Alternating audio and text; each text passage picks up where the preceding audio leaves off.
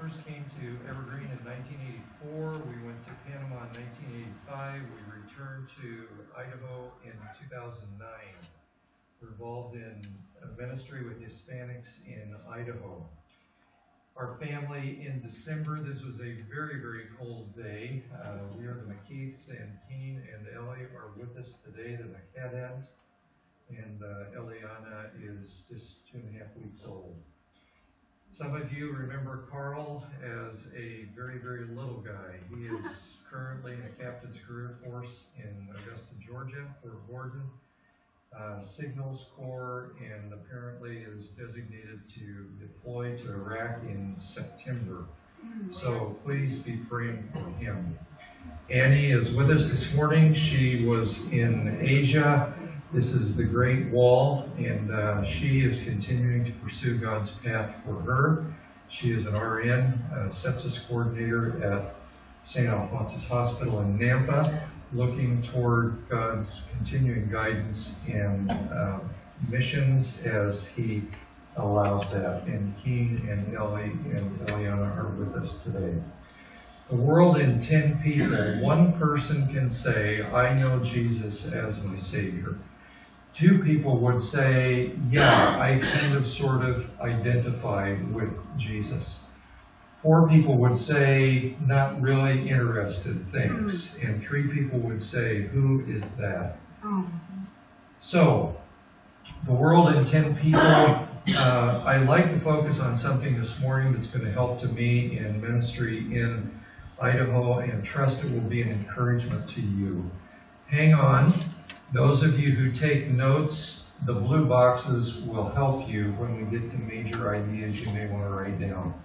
Genesis chapter 10. These are the families of the sons of Noah according to their generations in their nations. From these, the nations were divided on the earth after the flood.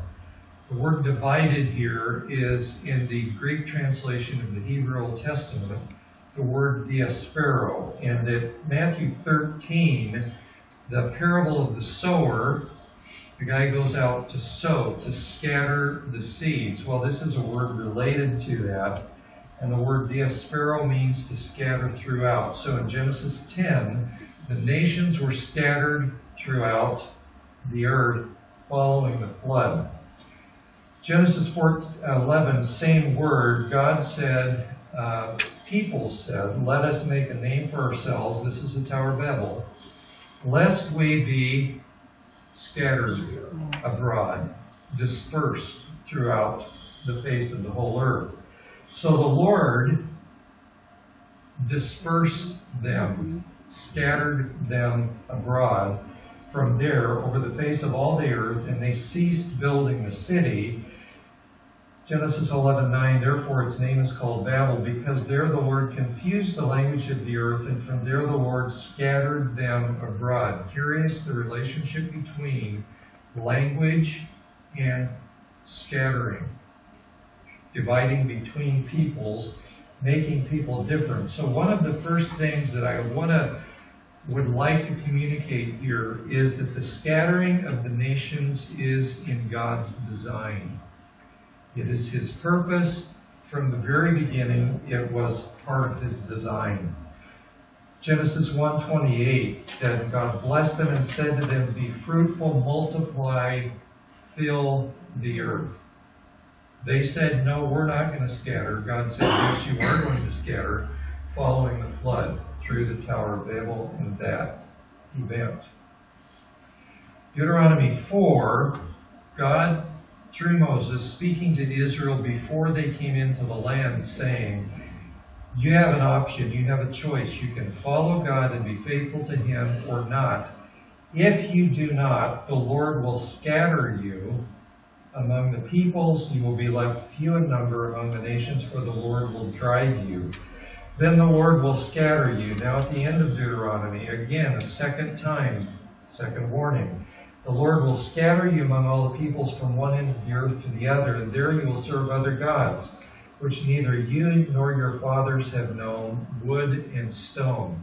Scattering here is part of God's warning to Israel, depending on how they responded to Him. Ezekiel 12, talking still about judgment at a much later time. Then they will know that I am the Lord when I scatter them among the nations. It's still the same theme, the consequence of not being faithful to God. They will know I am the Lord when I scatter them among the nations and disperse them throughout the countries. And here he says, I will scatter the Egyptians among the nation. In both cases, it is a sign of judgment. Disperse them throughout the countries, but in both cases, they will know that I am the Lord. Another important point, scattering has spiritual importance as we see the theme develop throughout Scripture. It may be punitive, as we've just seen in Deuteronomy and in Ezekiel. But Deuteronomy 30, the Lord your God will bring you back from captivity and have compassion on you and gather you again from all the nations where the Lord your God has scattered you. In this case, God bringing them back has a purpose for mercy. So, scattering has spiritual importance throughout Scripture. Acts 17, Paul saying to the Athenians, He has made from one blood every nation of men to dwell on all the face of the earth, and has determined their pre-appointed times and boundaries of their dwellings, so that they should seek the Lord in the hope they would grope for him and find him, though he is not far from each one of us. The element here is scattering is under God's sovereign control and for redemptive purposes. Now, we're going to see some numbers in just a minute, but think about changes in this area in the last 40 years. There are lots of new faces, new kinds of people, not only in the church, but also in the area. Different kinds of people.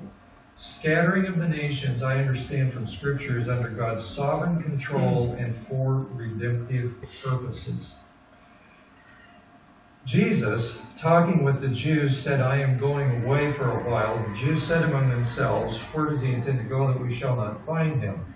Does he intend to go to the dispersion? This is our word, the diaspora, among the Greeks, and teach the Greeks? The idea here is, in the world of the New Testament, if you look at all these little red dots around here, this is where the Jews had been dispersed over the years and developed centers of culture and influence in all of these places. This is what they're asking. Is Jesus going to go to these places, to the dispersion?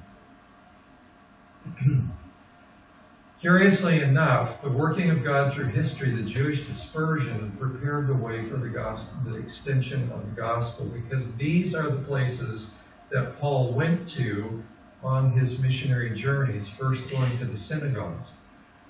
The Jewish dispersion prepared the way, and we see that here. At that time, Acts 8, there was a great persecution against the church, which was at Jerusalem. They were all scattered abroad, here's our word, dispersed, throughout the regions of Judea, Samaria, except the apostles, and then in 8:4, those who were scattered by the persecution, they were pushed out of Jerusalem, went everywhere preaching the word. Those who were scattered after the persecution that arose over Stephen traveled as far as Phoenicia, Cyprus, Antioch, preaching the word to no one but Jews only.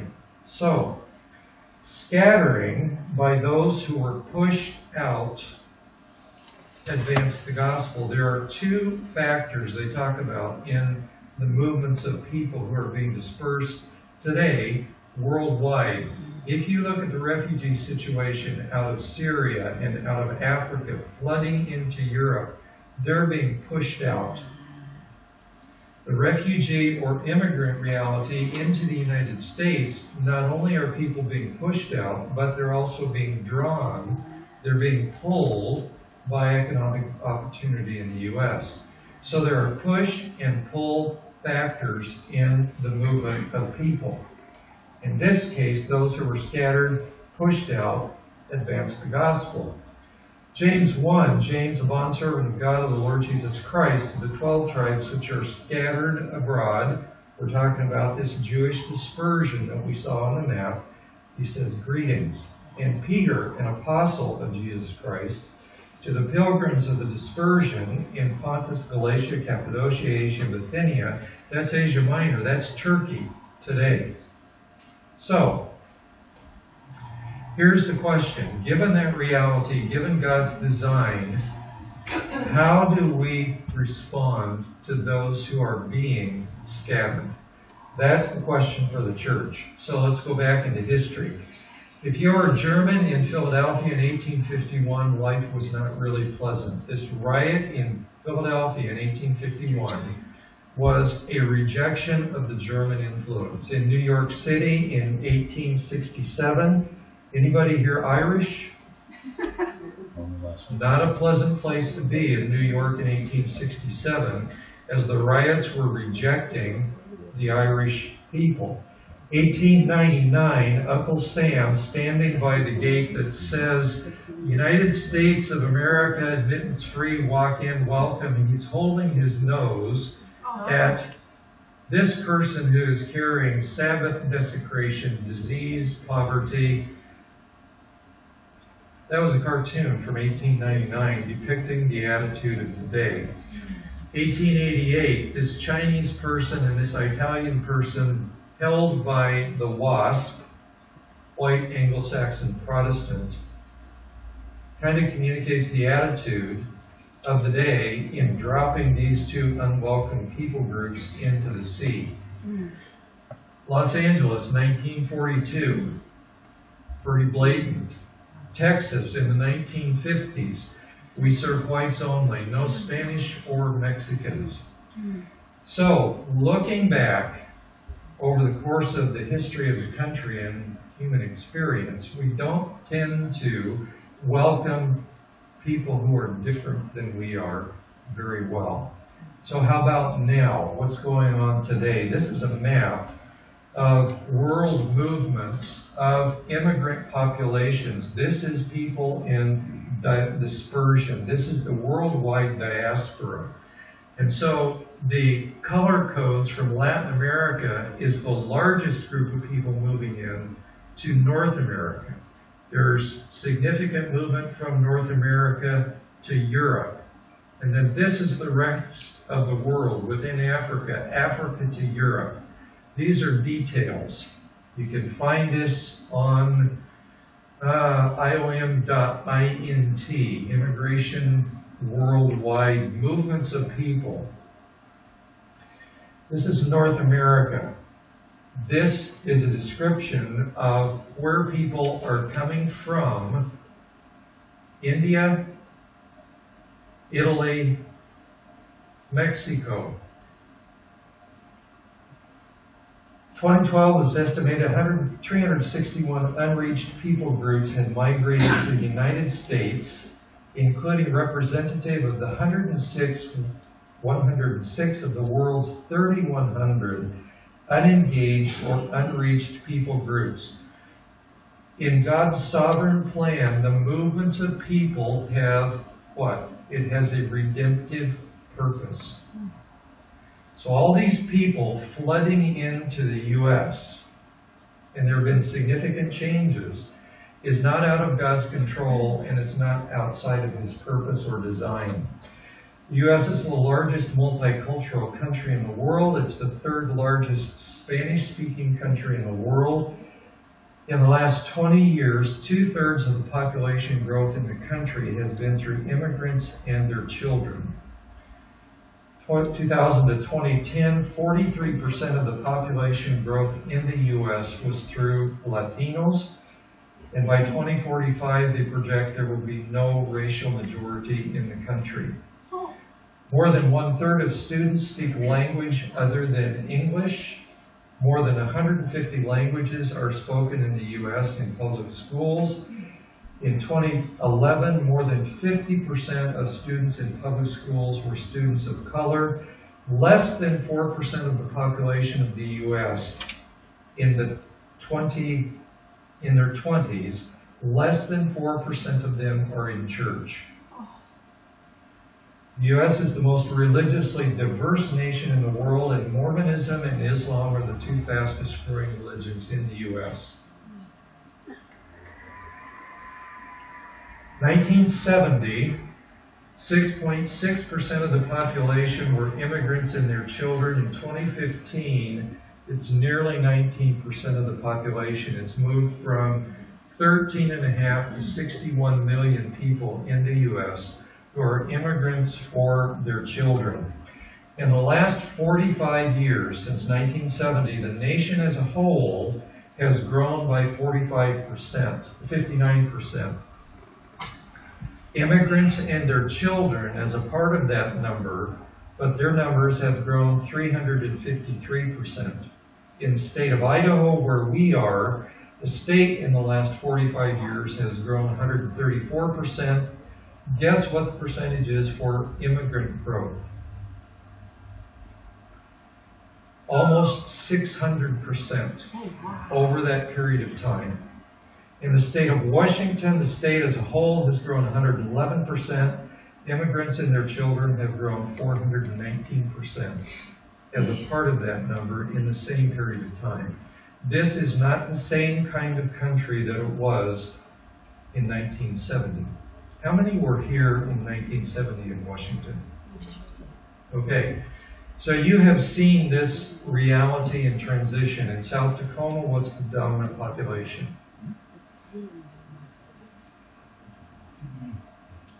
Korean.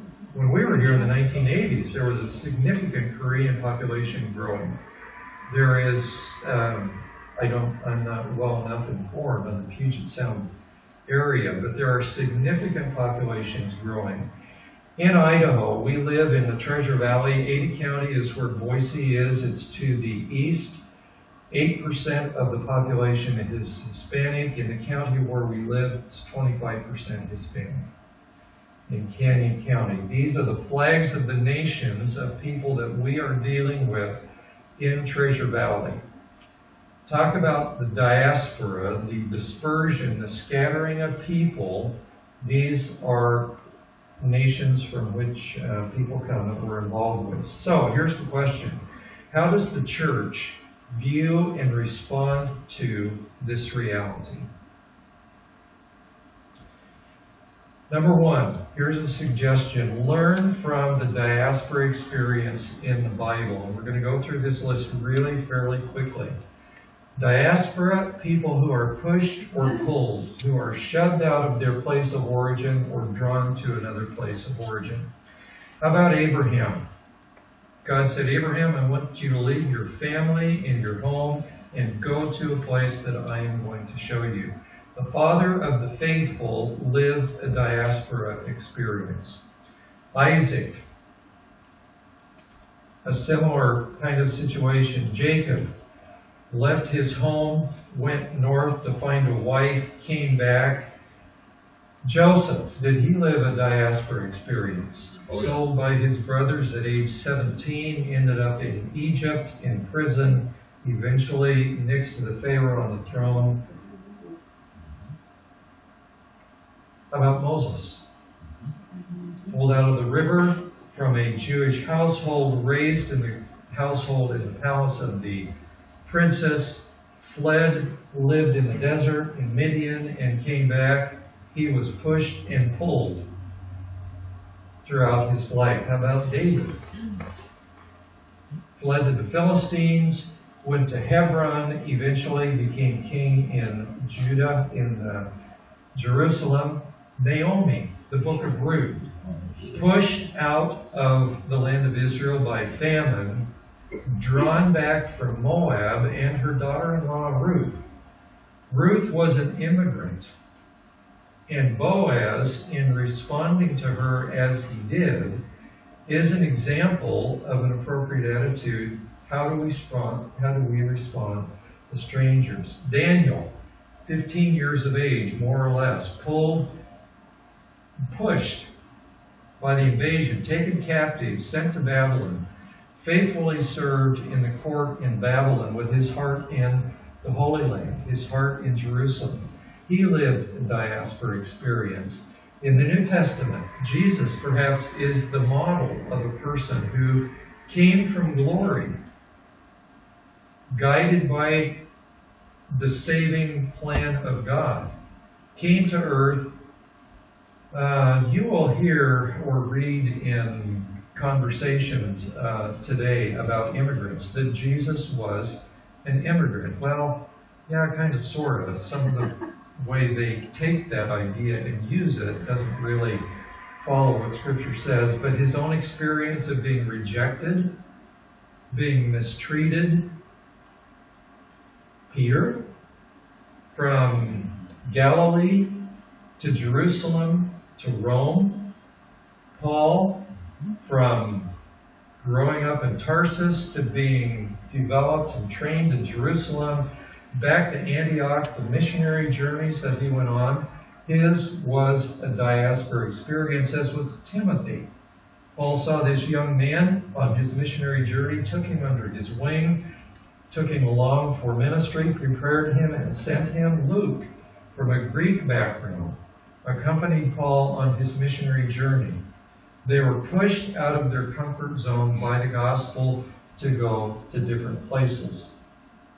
So, 3 ideas of how the church can respond to this diaspora reality, and this is perhaps what we think of first, is ministering to them. How many of you have acquaintances or people you may work with who have come here from another country? All right? How are you ministering to them? What is our mentality in ministering to them? Part of it is to value them. We live in an environment right now in this country that is extremely divided.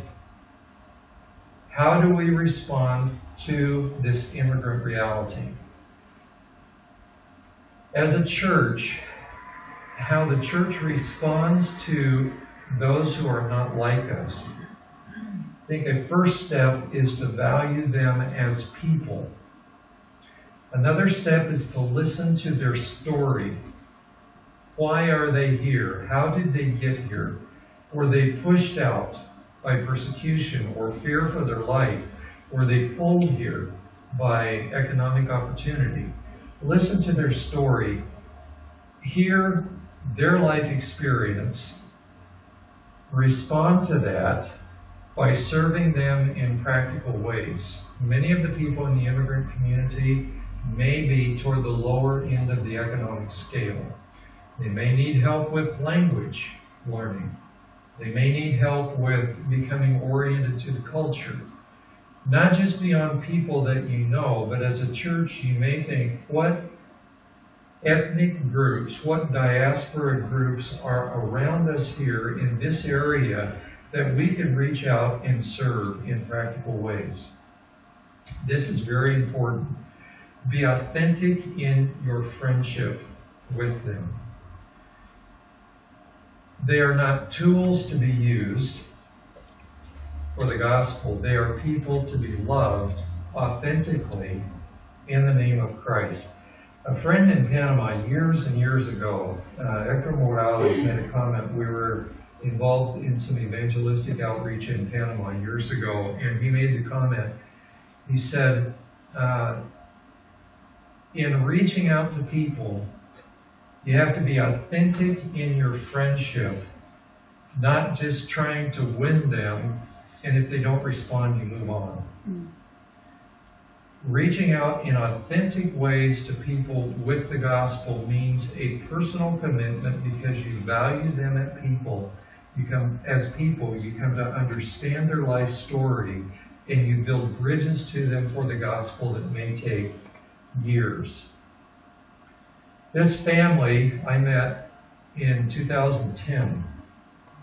I was volunteering as a chaplain at the hospital in Nampa, and I got a call from the chaplain and said, there is a fellow here who doesn't speak hardly any English. He's going to have his left leg amputated in about 2 hours. Is there any way you could come and talk to him?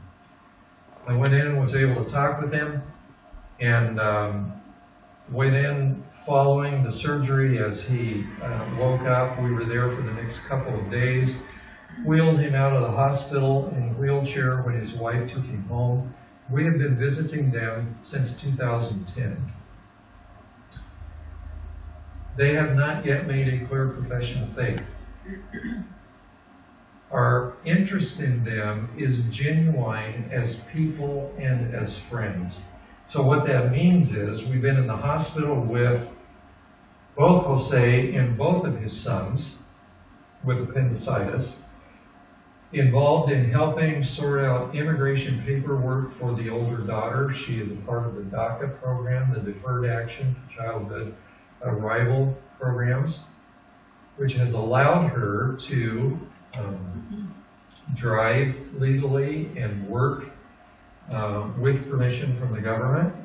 We've been involved in court appearances in a couple of different situations with them.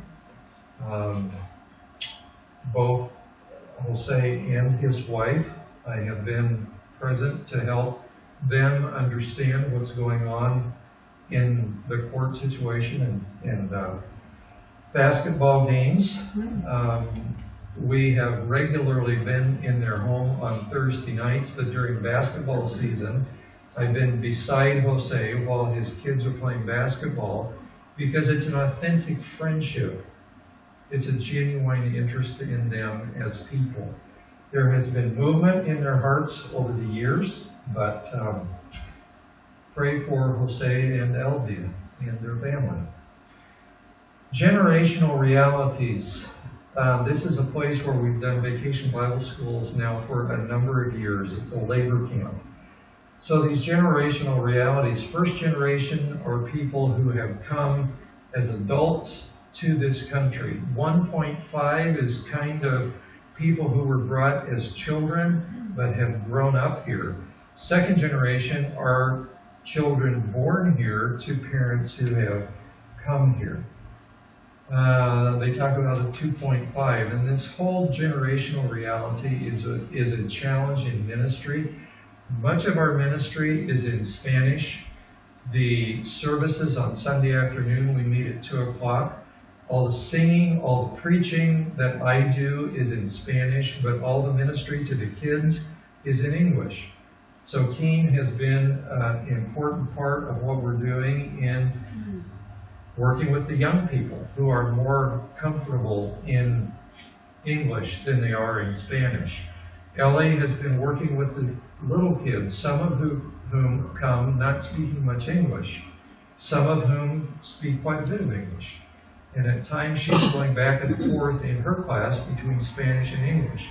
Annie has been working with some of the, let's see, 3rd to 6th grade age group, basically. These are some of the kids that have been involved in the VBSs there at Marsing over the years. So not only minister to the diaspora, but minister with the diaspora reality. Involving embracing God's providential work in their lives that has brought them to this country. Some of them come with Christian formation. Some of them come with tools and skills to be able to be involved in ministry. Valuing their contribution as people, their involvement in ministry. Sharing resources. One of the things that we are blessed with is that a church there in Caldwell has shared their building with us now since 2011. They have not charged us rent. We have responded with offerings over the years, but they have not charged us rent because they are sharing their resources. They have a heart for ministry and reaching out to the Hispanic community. The name that we are using for the group is El Tesoro, which means the treasure. We live in Treasure Valley. Christ said the kingdom of heaven is like a treasure hidden in a field. And Paul said we have this treasure hidden, we carry this treasure of the gospel in earthen vessels. So, in ministering with the diaspora, embracing their presence according to God's providential work, valuing their contribution, sharing resources with them, and growing together in grace. It requires grace. How many of you have had someone live in your home for more than 3 days? It takes grace to live well with somebody who is not a part of your family, who is different than you. It takes grace to live with them well. So, for example, this church, Montana Avenue Baptist, has been very, very gracious in adjusting to us. The pastor told me not too long ago, one of the things that he's given up is Sunday potlucks for the church, because we're there at 2 o'clock in the afternoon. I show up at 12:30, start getting ready as the folks from the earlier meeting are going out the door. So I don't know if you have considered this, but there may be an ethnic church group in this area looking for a place to meet. This might be a possibility to participate with them in ministry, but it requires grace in the process. These two couples, Society Honduras from Mexico, she's actually born in the U.S., raised in Mexico, came back to the U.S. as a high schooler, but is more comfortable in Spanish than with English. The other family, Osman and Martha, met in the U.S. Both are from Honduras. Their daughters are both here. They've been very involved, these two couples have been very involved in the last 4 years in ministry, in visitation. Particularly Osman and Martha have been very, very active in outreach, in talking with people, inviting people, opening doors for visitation. Involved with Bible studies, particularly the women's Bible study that Juanita has on Wednesday nights. Encouragement for other people who are in process. Osman and Martha, if we were to draw a graphic of webs of relationships with them in the middle, there are multiple relationships that have developed over the course of the last 4 years. Multiple contacts for the gospel. So this is where we meet on Sunday morning. El Tesoro is the name of the church. The couple over here on this side who are involved with music on this particular Sunday have been a great blessing.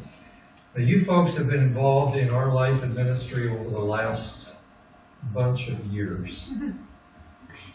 This is what our growth looks like since 2011. This is average weekly attendance for the course of the entire year. In 2011, it was 13 for the entire year, up and down, but week by week, average was 13. Last year, 2016, it was 50. So far this year, in 2017, it's been 66 this year. But if you look at this jump right here, this is because the Lord led some particular families.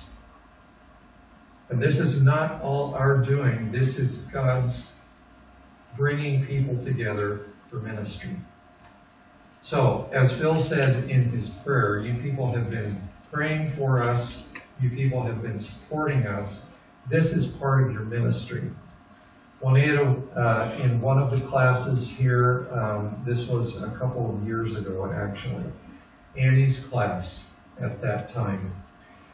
Every week we have a time of sharing food together. And the early church apparently was very much a part of their weekly meeting to have a shared meal. 1 Corinthians, Paul says, what do you people do? And some of you get there early and eat like pigs, and other people who get there later don't have anything. The shared meal is a very important part of Latin culture, being able to be together, to facilitate ministry together. This couple came 2 years ago, just a year ago, they came in March. They came because Inez's daughter was savagely murdered by machete by her drunk husband in Mexico. And they came, she was just devastated. Javier is from Mexico, Estefania is from Argentina. Met in Idaho, married, had these 2 little boys. Javier and Estefania I meet with them weekly in a process of discipleship. Dania and Miguel married about a year and a half ago. This is Dania's daughter from an earlier marriage. Dania fled Honduras. Talk about push and pull factors. She fled Honduras and was able to get asylum in the U.S. because of domestic violence. Her then previous partner, were she to go back to Honduras now, he would hunt her down probably and kill her. And he has threatened her repeatedly with friends in the U.S. that if any time he wanted to, he could send to kill her family. Miguel is from a similar area in Honduras. He came to the States about a year and a half ago, and they married. He came about 2 years ago. They married about a year and a half ago. Travis was born and raised in Boise, went to the Dominican Republic with Habitat for Humanity, met Senia. This is Senia's daughter from a previous relationship. We have Tracy and Andrea, who are their daughters. Senia came about 3 years ago, and the second Sunday she came, we have a time of sharing, giving thanks, and she stood up and she said, I've been looking for a church to attend for 12 years in this area. I think I found it. They've been very faithful and made a great contribution. Julia is from Mexico. Don is from Idaho. They met at a church in Boise. Mia's mother is in Mexico waiting for paperwork. Part of this whole immigration mess is the prolonged period of waiting for paperwork. Mia's mom is a dentist in Mexico, waiting for paperwork to be able to be reunited with her daughter. Jose and Margarita are from Honduras. They have contributed in a really, really positive way in music in the last year and a half or so. Blanca is, these are her parents and sister. Blanca and her husband have been a great blessing. Dwayne and Jenny DeWitt. Anybody know the DeWitts? They lived in Tacoma for years. They moved to Idaho a year and a half ago to be involved with our ministry and with a science museum that's being developed in Meridian. Awa, it was a exchange student at the College of Idaho that Annie has been reaching out in the last couple of years to exchange students. And Dwayne and Jenny are trying to learn Spanish. They are far from fluent, but in terms of reaching out to diaspora people with genuine, authentic friendship, they have been a great blessing. Last September, we had Heidi and Sandra come for 2 weekends from Costa Rica. Sandra was a 17-year-old. When we moved to language school in Costa Rica, she was our next-door neighbor. And out of the process of that year, her family came to know the Lord. She met Heidi in Bible Institute. They pastored for 20 more plus years in Costa Rica. They were in Yakima 2.5 years, involved in ministry to Hispanics. They would very much like to come back to the U.S. to continue ministry to Hispanics here. We invited them. Please pray for us in the process of sorting out if it is God's design and what are the steps that they might be able to come back, be involved in teen ministry with us so that there will be continuity in the future of the ministry of El Tesoro. And then, not only ministry to the diaspora, not only ministry with the diaspora, but beyond the diaspora. For example, Paul took Titus with him on his missionary journey, prepared him, and then sent him on to further ministry. This involves looking not just beyond the realities that we face right now, but beyond where is the future in this. One of the possibilities in ministry to Hispanics and with Hispanics in the U.S. is supporting Hispanics as they move beyond. Hispanics are much more well received in the Islamic world than are Caucasian North Americans who look like me. And that is a growing area of emphasis of Camino Global. The mission that we're with is to equip and encourage and help support and send missionaries from the Hispanic community. In grammar, a subject pronoun is I and we, and that's the point here. The subjects consider joint ministry, we doing ministry together and being involved in ministry in the future, encouraging people to pursue the possibilities for ministry in the future. Carl Sandburg, in his poem, The Cornhuskers, has this little phrase that I really, really like. He says, look at 6 eggs in a mockingbird's nest. These are mockingbird eggs. I could only find a picture of 4. Look at 6 eggs in a mockingbird's nest. Listen to 6 mockingbirds flinging follies of O Be Joyful over the marshes and uplands. And this is the phrase I really like. Look at songs hidden in eggs. In looking at diaspora people around us, to whom we may minister, with whom we may minister, recognizing the potential for ministry that exists in them in God's good providence, that He may take them to ministry, looking at songs hidden in eggs, seeing the potential in people. This young couple from Seattle, Noe, I think, is probably a 1.5. I think he probably came to the U.S. as a child. Met and married a girl from a family we know in Seattle. They are currently involved in Papua New Guinea with New Tribes. Looking at songs hidden in eggs, looking at the potential for ministry with the diaspora. So, diaspora ministry, locally, to people around us, globally, ministering to them, with them, and beyond this current present reality. Diaspora ministry takes into account that God moves people providentially according to His plan with redemptive purposes in them, and that we can participate in the process if the church responds well. So we need to accept it and commit to it. How many of you have thought at some point in your life, seeing somebody, for example, the other day a woman walked across in front of us in Seattle dressed in a purple head covering.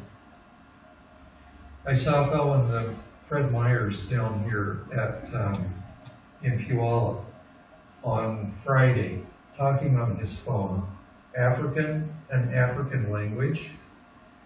How many of you may have thought at some point in your life, what's he doing here? Has that crossed your mind? Let me suggest that you rethink it and saying, what is he doing here with these people? Accept it, commit to it, get with it. Time's passing, people are passing. May the Lord help the church recognize what He's doing and participating. Let's pray. Father, thank You for Your grace. Thank You for Your sovereign purposes in kind providence. Lord, may we respond with hearts shaped by yours, the people around us, to reach out to them with authentic, genuine love in sharing the gospel with a view to furthering your purposes. Father, thank you for your care and goodness in our lives. May we be lights for the gospel in the place where you have us. In Christ's name, amen.